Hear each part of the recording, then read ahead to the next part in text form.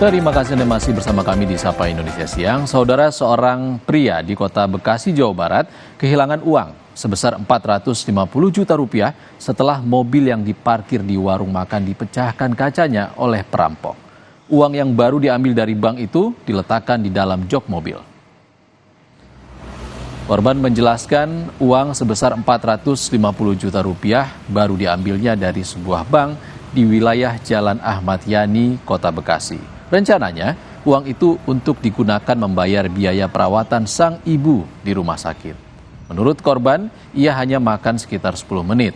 Namun setelah selesai makan, korban mendapati mobil dalam kondisi pecah kaca di bagian kiri belakang.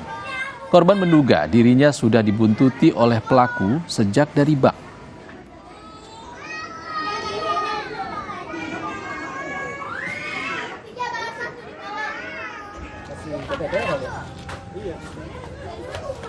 Itu kecurian di mobil yang memang setelah kita dari bank, itu sempat kita berhenti di rumah makan. Pada saat kita berhenti rumah makan, setelah makan kurang lebih 10 menit kita ngecek parkiran, itu sudah dipecahkan kacanya. Nilai total kerugian berapa? Ada uang itu 450 juta. Peruntukannya buat apa rencananya? Dia buat bayar rumah sakit ibu saya. Kondisi lagi sakit ibu. Iya, bahkan sekarang udah meninggal ibu saya. Kita ke informasi lain.